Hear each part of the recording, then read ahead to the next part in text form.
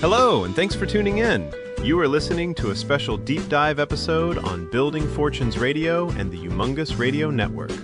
In this deep dive review, we will focus on the education, experience, and opinions of reputable people and sources on Building Fortunes Radio. Peter Mingils hosts the original shows with distinguished special guests, or research, news, and developments. These podcasts are so good, they are published everywhere. From highly specialized sites such as MLM.news and directselling.news to the Building Fortunes Radio and Humongous Radio networks, and even on Amazon's Audible, Apple Podcasts, Spotify, and iHeartRadio. Humongous.com is a corporate sponsor, and Humongous promotes each radio show, and Deep Dive is educational, motivational, and inspirational for the Building Fortunes Radio and Humongous Radio listening audience. Check out the music link and the deep dive review links as they add a unique feature worth your time and enjoyment. If you have questions or want to host a show on the Humongous Network, call or text Peter Mingils on 386-864-1928. Humongous. It's really big. Now on to our deep dive review. Let's get started. Every cell in your body, your core identity, the entire trajectory of your future, it can all be permanently rewired in exactly 3 seconds. Yeah, just 3 seconds. It's wild to think about. Right. And today, we're taking a deep dive into the work of an 82-year-old behavioral strategist who basically mapped out the exact neuroscience of this 3-second window. And then, in this incredibly devastating twist of fate, she actually had to prove her own theories in real time. Yeah, following a tragedy in the icy waters of a Wyoming river. So welcome to our deep dive. I mean, this one is heavy, but it is so important. It really is a profound paradox. We're looking at a lifetime of rigorous psychological research, just totally colliding with a single, irreversible micro moment. Exactly. And just to lay out what we're looking at today, we've got a stack of sources here. There's a July 21st, 2026 interview transcript from Building Fortunes Radio. Right, hosted by Peter Mingils. Yep. And we've also got a breaking news article from the Cowboy State Daily, plus a really touching tribute post from Peter's News. So the focus here, the real mission of this deep dive, is Edie-raether and her new book, The 3-Second NeuroShift. You can find it at Edie-raether.com, by the way. And she had literally just finished this book, right? Like just mapped out this entire framework for how these fleeting decisions dictate our destiny. Yeah, exactly. The ink was barely dry, and then her own life was just permanently altered by a 3-second decision her son made on July 4th, 2026. It's just heartbreaking. But to really grasp the gravity of this collision between her theory and her reality, I think you first have to understand the sheer force of nature that Edie is. Oh, absolutely. She's a powerhouse. Like, we're talking about someone in her 83rd year who has spent 6 decades studying the human brain, the physical and psychological limits of it. And it all started with her working as an occupational therapist, right? With quadriplegic children. Yeah.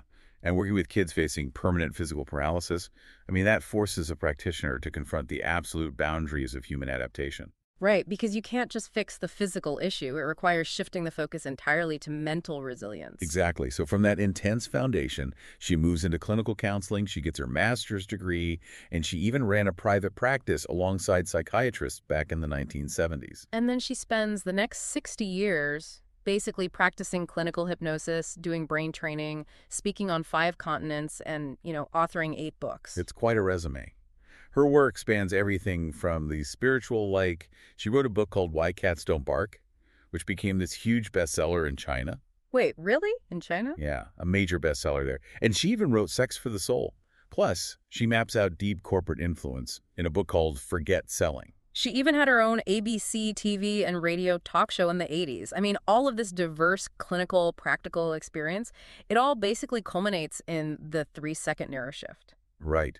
And what really fascinates me about this new book is how aggressively she pushes back on, like, the pop psychology trends we've seen for the last 20 years. Oh, yeah. She takes direct aim at the whole manifestation movement. Books like The Secret. Yes. Because, I mean, she points out a pretty critical flaw there, doesn't she? She does. Like, The Secret popularized this idea of visualization, but without the underlying neuroscience, manifestation is just a half measure. You can't just sit there, visualize a new reality, and wait for the universe to drop it in your lap. Right. your brain's neural pathways, they don't just rewire themselves just because you made a pretty vision board. Exactly. So let's actually break down the mechanism of what she's talking about, because her critique of standard goal setting is honestly brilliant. It is. She argues that setting a goal without fundamentally shifting your underlying identity, that's why people, lose 50 pounds and then gain it all back a year later. It's like painting a crumbling house, right? Like the fresh paint looks amazing for a month. But eventually the structural reality just takes over and the walls cave in. Right. If the foundation, which is your identity, doesn't change, the new paint job won't last. So how does she explain the brain's role in this? Well, the foundational structure is your self-image. Your brain is this highly efficient machine, which means it really relies on automatic neural pathways, like habits, just to save energy. So it doesn't want to work hard if it doesn't have to. Exactly. If your core identity is still wired to this previous version of yourself, your brain will subconsciously sabotage your new goals just to align with that old identity. And this is where the actual 3-second NeuroShift comes into play, isn't it? Yes.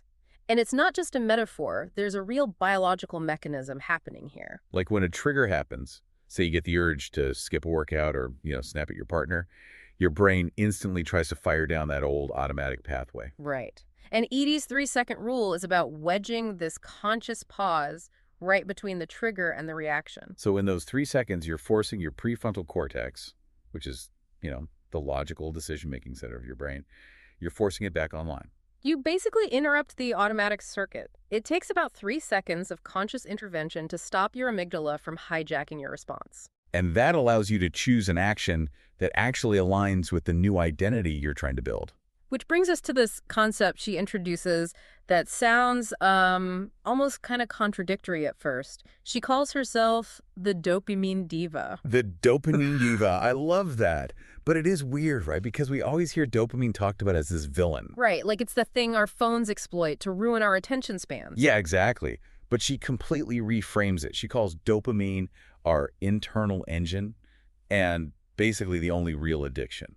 She draws this really hard line between internal drive and external motivation. Because culturally, we obsess over external motivation, don't we? Oh, totally. A coach screaming from the sidelines, some intense hype video, a manager pushing a sales team. Edie views all of that as manipulation. Because you're trying to force someone to execute a behavior that their internal identity is actively rejecting. Right. It's like trying to drive a car on the highway with the parking brake fully engaged. You can press the gas pedal all you want. You can burn up the engine, but you are literally fighting your own mechanics. And that friction eventually destroys the system. But dopamine is biologically the molecule of anticipation and reward. So when you do the hard work of shifting your identity during those 3-second windows, you create a natural, intrinsic dopamine loop. Exactly. You don't need the external hype anymore. The drive becomes entirely internal. As she puts it, when you align the right person in the right seat, you don't have to push them. Their own neurochemistry just propels them forward. And this internal engineering is so vital to her that she is dedicating all the profits from this 320-page book to her nonprofit. Which is the Wings for Wishes Academy, right? Yes. And again, you can find the book at Edie-raether.com. The Academy's entire mission is to wire children for health, happiness, and resilience before they reach the age of 7. Before age 7, why that specific cutoff? The focus on that age is deeply rooted in brainwave states. Before the age of 7, children operate predominantly in this alpha brainwave state. That's that dreamy, almost hypnotic state you find yourself in right before you fall asleep, right? The analytical filters are just down. Yeah, exactly. It's a highly impressionable, totally uncritical state. Children in the alpha state are essentially just sponges. Absorbing the behaviors, the fears, the beliefs of their environment right into their subconscious programming. Right. And then around age 7, the brain transitions prominently into the beta state, which is our more rigid, analytical, waking consciousness. So Edie's mission is basically preventative neuroscience. She wants to imprint resilient neural patterns during that open alpha window. Exactly, so people don't have to spend decades in beta trying to undo all their childhood trauma. It's brilliant. And she had literally just finished putting this entire framework out into the world. The ink was barely dry on the 3-second shift concept. But then that theory was suddenly put to the ultimate, most devastating test on the weekend of July 4th, 2026. Yeah. It forces this horrible transition from clinical neuroscience to a very raw, very real human tragedy. We can piece together the timeline of what happened through the broadcasts on Building Fortunes Radio. Right, because the host, Peter Mingils, was working closely with Edie to launch her own show on his network. They spoke on Friday, July 3rd, just going over normal logistical planning for the shows. And she mentioned casually that she might be traveling for the holiday weekend to visit her son, Tori, who is building a home down in North Carolina. So when Saturday, Sunday, and Monday passed with zero communication from her, Peter just assumed what anyone would assume. Like she was unplugged for the holiday, right? Just spending time with family. Exactly. But the reality playing out across the country was entirely different. When she finally called him on Tuesday, it was to tell him that her 55-year-old son, Edie-raether, had vanished into a river. The sheer shock of it was so profound that Peter actually had to look up the local news reports on the internet while he was on the phone with her. Just to process the magnitude of what she was even saying? Yeah. Those reports came from the Cowboy State Daily, and they broke down this tragic sequence of events out in Wyoming. So Tori was visiting Jackson, Wyoming, and an area his best friend later noted was one of Tori's absolute favorite places in the entire world. Right. He was spending the evening of Saturday, July 4th, near a town called Alpine, with his wife Jean, his daughters, and their whole group. They were at a spot on the Snake River, locally known as Jump Rock. And this is where the physical reality of the 3-second shift becomes just almost unbearable to analyze. They were wrapping up for the evening, getting ready to head out for dinner, and Tori said his final words to his wife. He said, "One more jump and we'll go." A completely routine decision at a spot where people recreate all the time. But he made the jump without a life jacket, and after hitting the water, he just never resurfaced. And, looking at this strictly on paper, it could be hard for someone unfamiliar with the region to understand. He's 55, seemingly very capable, and it is the middle of July. You would naturally assume someone could just swim to the bank. But the environmental mechanics of the Snake River are incredibly deceptive. Yeah, the air temperature is warm, but that river is heavily fed by snowmelt from the mountains. Edie actually mentioned people had been skiing in the nearby elevations just a month earlier. So the water beneath the surface is effectively ice water. And plunge diving into water at that temperature triggers this massive, instantaneous biological cascade known as cold water shock. It's terrifying how fast it happens. I actually looked into the mechanism of this. Your autonomic nervous system completely hijacks your body the second you hit that freezing temperature. Right. You experience that involuntary gasp reflex, which often causes people to aspirate water immediately. But beyond that, your blood vessels violently constrict in this emergency attempt to keep warm blood near your vital organs. That sudden massive vasoconstriction creates a mechanical nightmare for the heart. The pathways for blood flow suddenly narrow, but the shock also triggers adrenaline, which causes the heart rate to accelerate wildly. It is trying to pump a massive volume of blood through instantly restricted pathways. The pressure spikes violently. And authorities, along with Edie, suspect this biological system overload triggered a fatal heart attack the very moment he entered the water. It basically paralyzes the body before you even have the conscious thought to try and swim. In a matter of seconds, the swift current of the Snake River simply pulls you under. The cascade of biological events is irreversible before the brain even registers the danger. It's so tragic. The Cowboy State Daily outlined the immediate and massive response, though. Yes, Star Valley Search and Rescue deployed teams with drones, search dogs, jet skis, and even a jet boat. But they were fighting a losing battle against underwater hazards and rapidly fluctuating water levels. It reached a point where the local sheriff had to make the grim decision to formally transition the operation. From a search and rescue to a recovery mission, the reality of survival was zero. But the loyalty Tori inspired in his life became very apparent during this whole effort. Oh, absolutely. His lifelong friend of 35 years, Brad Johnson, immediately dropped everything and rushed out to Wyoming to join the search. And the boyfriend of Tori's daughter, who happens to be a local rafting guide, was out there navigating those dangerous waters looking for him. Ultimately, it took a full week before his body was recovered. Which really brings us to the most complex part of this entire deep dive. Yeah. We are observing a woman whose entire life's work is dedicated to brain training, resilience, and identity shifting. Suddenly forced to process the ultimate, completely unfixable tragedy. To understand her cognitive process here, I think you have to look at her track record of overcoming disaster. Right. She uses this term bouncing forward, which is distinctly different from bouncing back. Because in her 40s, after decades of building her career, she trusted a man who ultimately turned out to be a convicted felon. And she lost everything. I mean, estimates put the financial devastation at around $4 to $5 million. It wasn't just a hit to her portfolio. She was completely wiped out. She ended up homeless for 15 months. Living on a piece of land at Lake Norman in North Carolina, without running water or even flushing toilets. She had to string an extension cord to an outside power pole just to plug in her laptop so she could continue writing her books. That is an extreme test of the dopamine loop she teaches. Seriously. She maintained her internal drive when all her external circumstances collapsed. And she eventually rebuilt that wealth, utilizing credit cards and really leaning on Tori and his friend Lou Mang. Who had a flawless credit score, right, to help secure the necessary funding. Yes.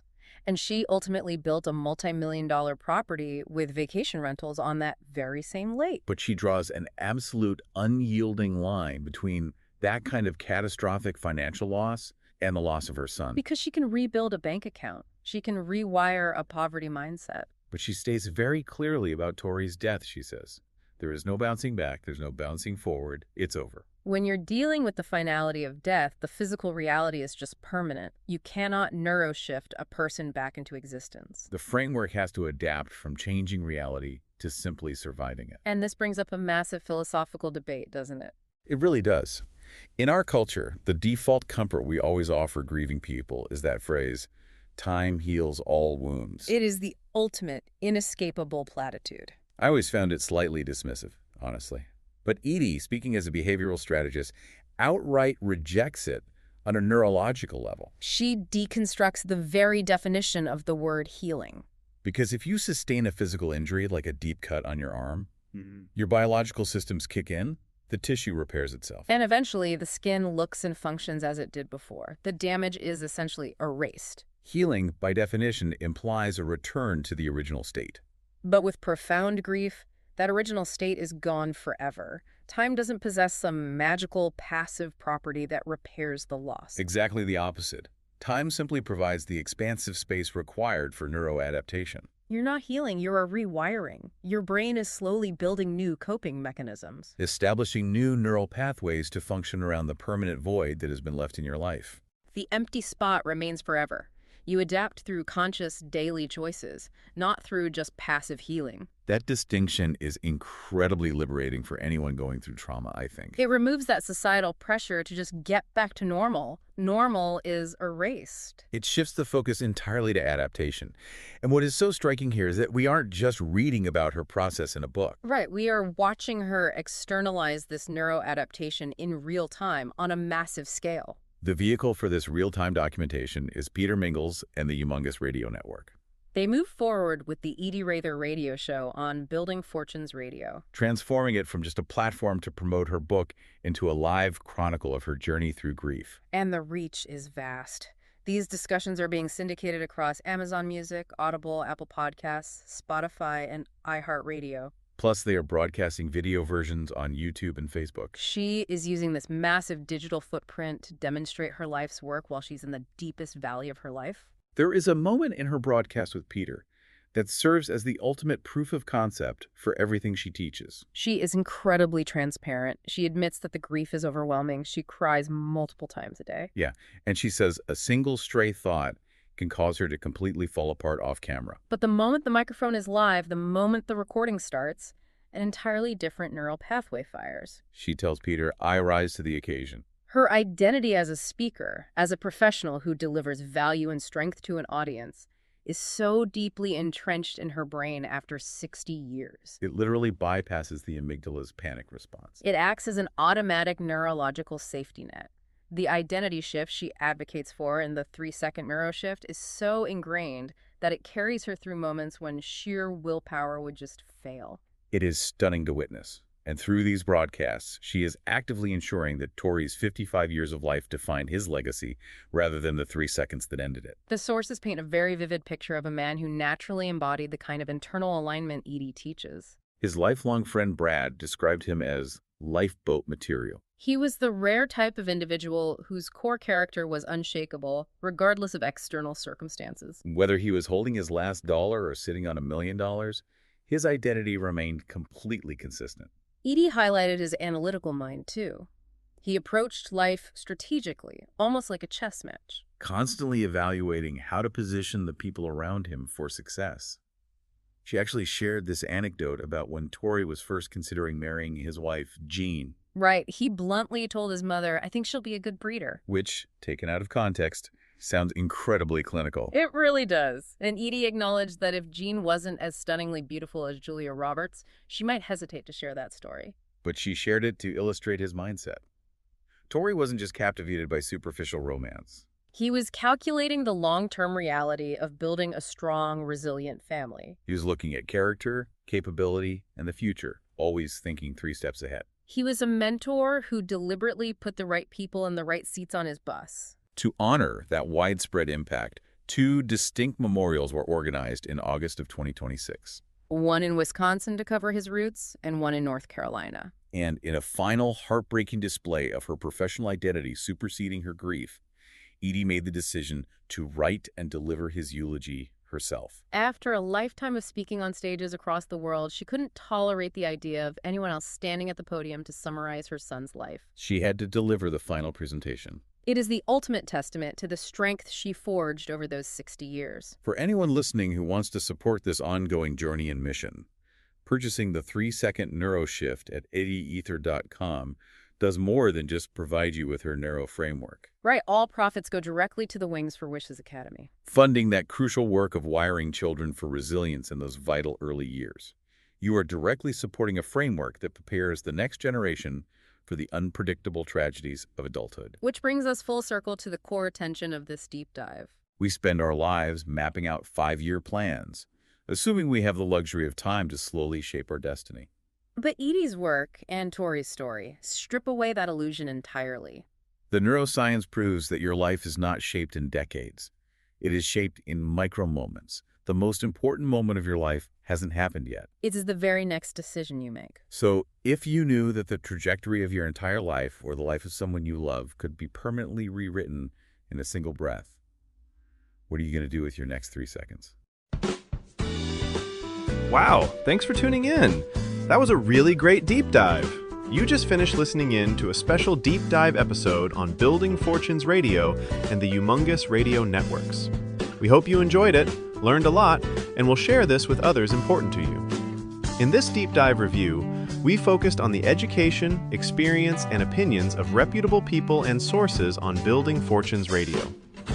Peter Mingils hosts the original shows with distinguished special guests, news, and developments. These podcasts are so good they are published everywhere, from highly specialized sites such as MLM.news and directselling.news to the Building Fortunes Radio and Humongous Radio Networks, and also on Amazon Audible, Apple Podcasts, Spotify, and iHeartRadio. We hope you share them with others so you can make a difference in their world. Our corporate sponsor is Humongous.com. Now you know why Humongous promotes that each radio show and deep dive is educational, motivational, and inspirational for the Building Fortunes radio listening audience. If you like these deep dives, make sure you check out the music link and the deep dive review links as they add a unique feature worth your time. If you have questions or want to host a show on the Humongous Network, call or text Peter Mingils on 3868-641928. Humongous. It's really big. Peter Mingils and I want to thank you for listening in to the deep dive. We wish you the success you deserve and are willing to work towards.